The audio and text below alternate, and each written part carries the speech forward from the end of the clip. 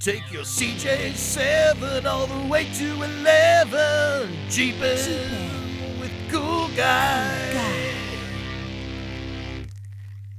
Well, I debated doing a video on this. This is all about body work on the CJ7. This tub has an extensive amount of work that needs to be done to it. And I'm doing my best to replace all the pieces with the best available pieces out there.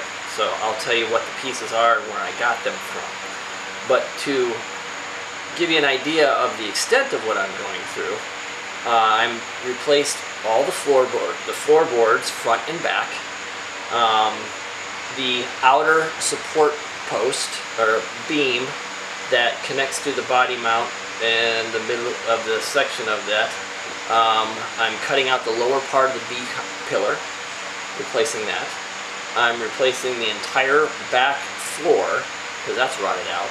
And then I'm replacing the sheet metal on the front part of the back wheel wells. And then I'm doing various patch pieces around the area. So what I'm going to do is I'm going to show you each one of these little sections, and hopefully, well actually hopefully it doesn't apply to you, but if it does, maybe this might help you out a little bit. Okay, so now what we're going to do is we're going to take this B pillar, which as you can see is completely rusted out, and this, see how this is all rusted out, and we got all this rust up in here. This is good stuff, and we're going to turn it into this with a little help from our friends at Classic Enterprises. So let's start with the cross section of this area. This right here, this baffle, and this part right in through here is the part that you get from Classic Enterprises. It measures from the floor pan up to where you need to cut it off about 5 inches, almost exactly 5 inches. And that comes to the point where the back rear floor pan would meet at this point, and that's where you all weld that together.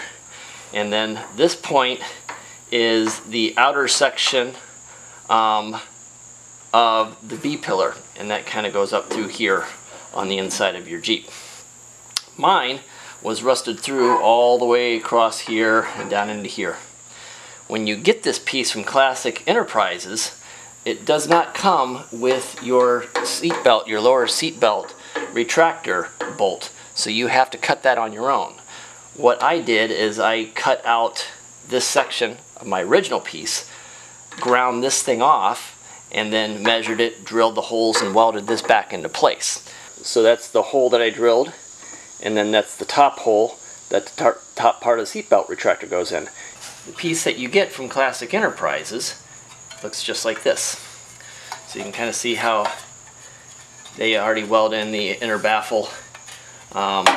They've got this cut out, and they've got these little notches cut across here so that when you install it, you tack weld along here with the B pillar, and then to make sure that you get the curve right, they put this little slot in here so that you can use the hammer to tap it back into place.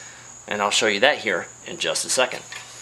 Okay, right there you can see where that little notch would have been and how I've already pounded it into place and then tack welded it, so it creates a nice smooth seam. I want to give you a real quick shot of this.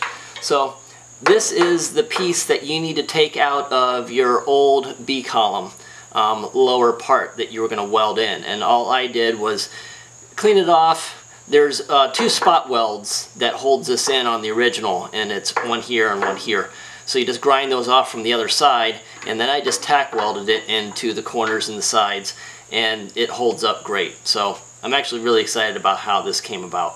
What you do when you get your lower B pillar piece from Classic Enterprises is use the piece from your old B pillar that you cut out as a template.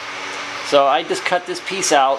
This is the spot weld that held on the nut, the welded on nut. And then get your angle right because this thing's actually supposed to be angled a little bit, almost on the same line as the bend. And just circle them out, just like that. Then take a center punch, put it right in the middle, and then remeasure just to make sure that you're right, and then drill your holes out. So I'm using a hole saw, and this one is a 3/4 inch or a 19 millimeters.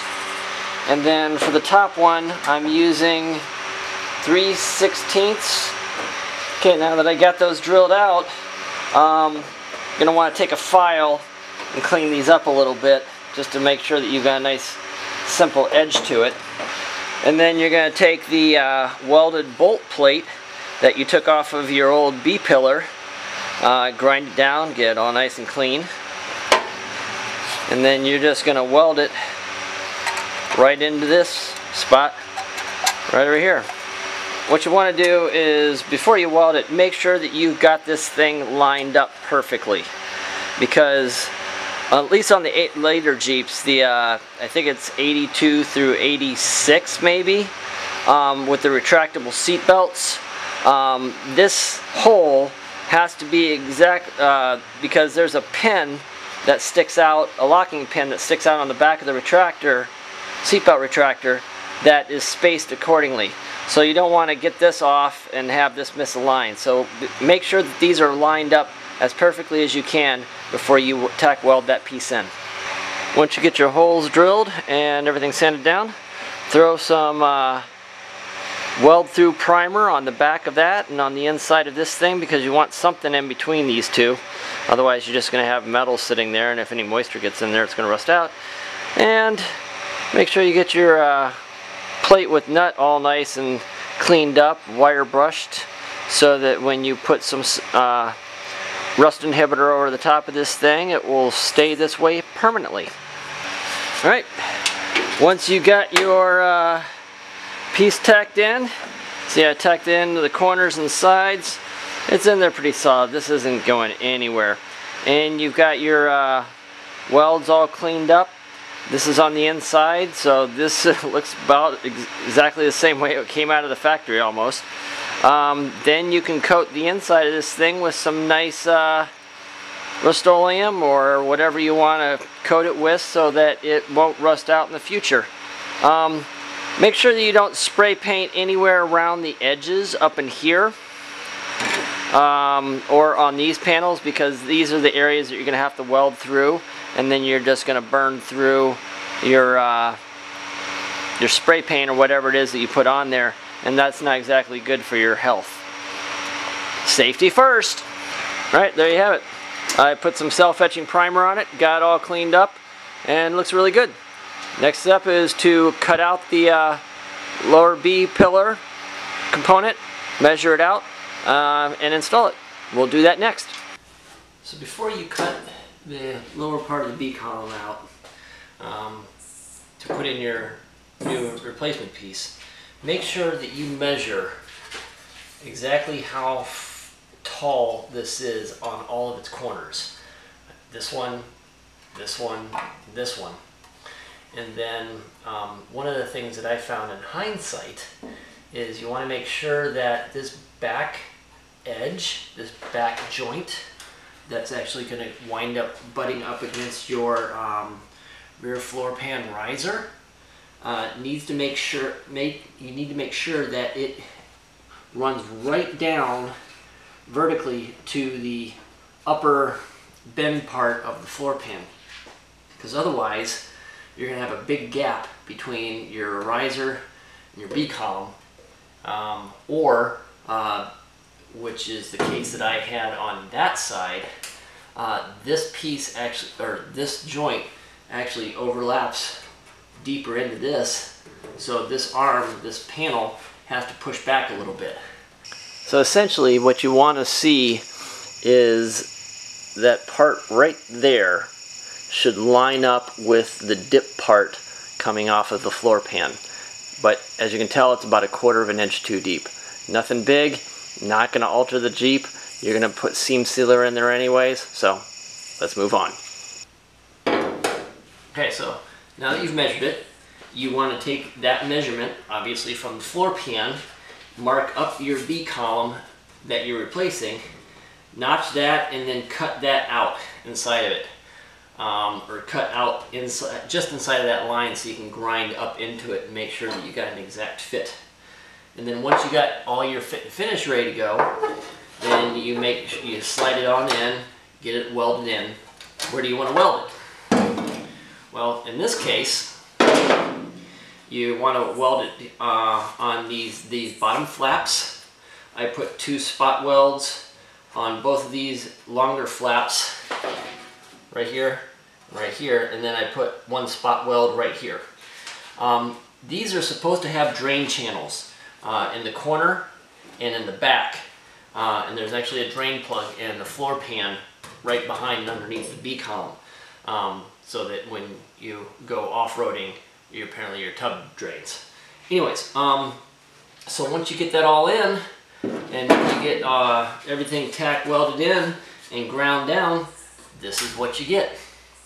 One of the things that I also am finding on a lot of these CJs is right where the back rear wheel meets up with the rear floor pan, which meets up with the back part of the B pillar, right here seems to rust through, and this whole area rusts through into the floor pan support, and then ultimately rusts into the back of this B pillar.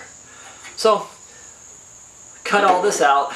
I am using metal from an old Fender wheel well, and I'm going to cut this piece out and replace this. I've already cut this piece out, so I'm going to weld this in, just hand do this, and then once I get that all completed, then I'm going to weld this new patch piece into this area, and then I will replace the lower piece that goes all the way from front to back, which also is a very common rust out piece. Okay, so what I did here is, and really this is a lot easier to do when you have this whole section cut out. So the benefit for you is you at least get to see how this all looks from the inside, and maybe you have to go through this process to make this happen. Point is that I have cut out this replacement piece. I'm going to have a little bit of a gap here, fine, so no big deal. I can at least spot weld from the other side when I get this panel in here. But I'm just going to tack this in, and then I'm going to spot weld it from the inside, and I'm going to hopefully do it at enough of an amperage to where the metal goes through and creates that seal, and then I can just use a little bit of body filler on the back side, on the inside of the tub, to kind of fill it in. Because I don't want to do the welds on the back side and then have to grind it from this little area in here between the B column and the wheel well. That's just a pain in the rear end.